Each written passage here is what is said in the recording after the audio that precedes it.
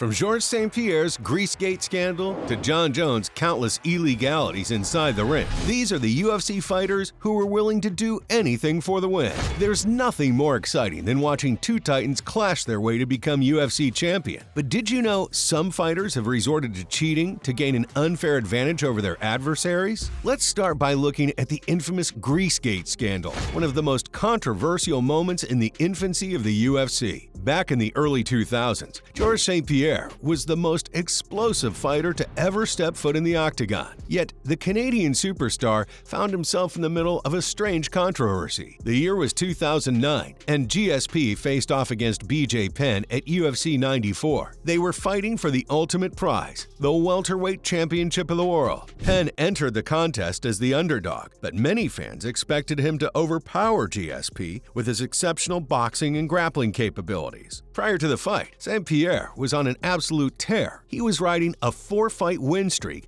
leading up to his welterweight title defense matchup with Penn. But there was something strange that GSP's previous challengers noticed while fighting the Canadian all-time great. Both Matt Hughes and Kenny Florian had warned Penn to look out for the illegal usage of Vaseline from GSP's corner. While it's completely legal to apply grease to a fighter's face, you're not allowed to spread it elsewhere on the body. Not only does it decrease the damage absorbed from a punch, but it's often used as a cheap trick to cut weight. Many fighters have been caught coating themselves in Vaseline in order to quickly shed pounds before weigh-in. But after the first round of the championship bout, GSP was caught red-handed lathering himself in grease. His corner coated his shoulders with Vaseline and illegally impacted the trajectory of the fight. So why is that such a big deal? Well, imagine how difficult it would be to grab hold of someone who's completely covered in lubricated jelly. The dude was practically invincible as Penn failed to complete a takedown in the contest. GSP was slipping and sliding his way around the octagon and managed to eventually knock out Penn in the 4th round. St. Pierre later denied the allegations, and the Athletic Commission decided not to intervene. Penn was unfairly portrayed as a sore loser who sought an excuse for his weak performance. But the evidence was clear. St. Pierre violated the rules of the sport. There's no question that GSP is a UFC legend, but his involvement in the dubious scandal acts as a blemish on his otherwise spotless career. Another fighter who bent the rules to win is none other than Anderson the Spider Silva. The Brazilian knockout specialist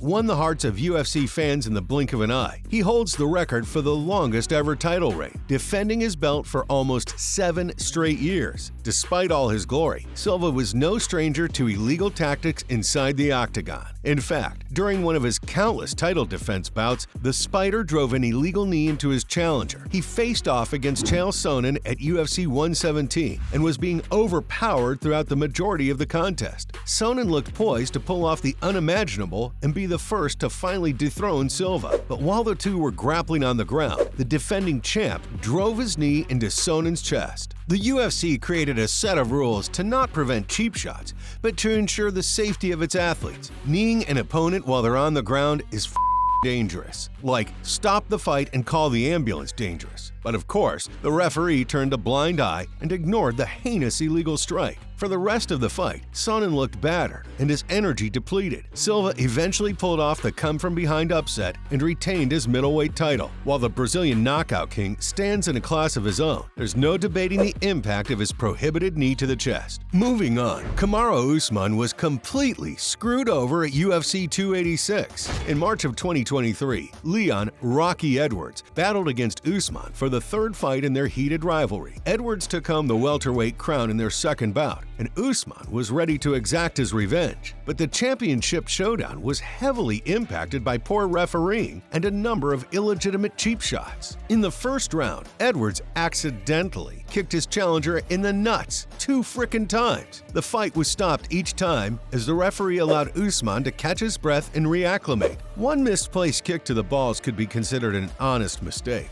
2? The second blow to Usman's jewels felt relatively deliberate, and once again, fans mocked the Nigerian star, claiming he was making excuses for his poor efforts. But the drama didn't end there. As Rocky grabbed onto the fence to prevent a takedown, Usman managed to get great positioning on the champ for one of the first times in the fight. He was inches away from a takedown until Edwards decided he wasn't having it. Although referee Herb Dean deducted a point from Rocky's score, the fence grab was a pivotal moment and could have have led to an Usman submission or knockout. The Nigerian looked dejected for the remainder of the fight and ultimately lost via unanimous decision. Next up, the ferocious Islam Makhachev was accused of cheating following his lightweight title defense against Alexander Volkanovski. Over the past few years, Makhachev and Jon Jones have rotated as the #1 pound-per-pound fighter in the UFC. It would be a crime to discredit the Russian warrior's rise to the top, as he's proven himself on countless occasions, but he allegedly violated UFC guidelines before his matchup with Volkanovski. Fellow Australian fighter Dan Hooker accused Makhachev of illegally rehydrating with an IV just hours after his weigh-in for UFC 284. In 2019, the U.S. Anti-Doping Agency banned the usage of IVs among UFC athletes. What used to be a common practice to replenish fluids was recently outlawed to prevent doping scandals. Not only does an IV help flush substances out of your system, but it's seen as a cheap tactic to quickly gain weight. Yet Dan Hooker alleges Makhachev hired a nurse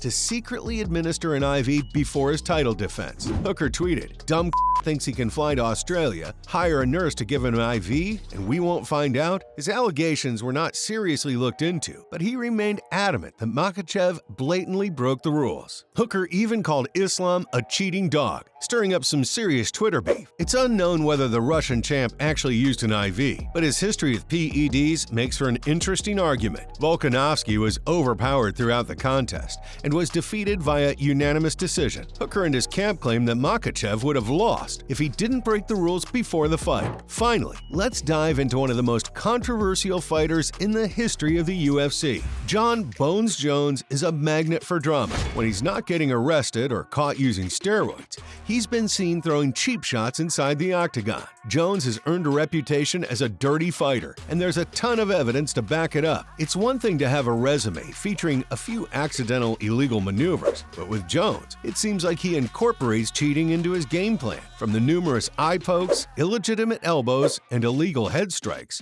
Bones is a downright scrappy fighter. He's been involved in a number of cheating scandals, but none is more memorable than Jones' oblique kick on Quinton "Rampage" Jackson. Back in 2011, at UFC 135, Rampage attempted to snatch the light heavyweight title from Jones.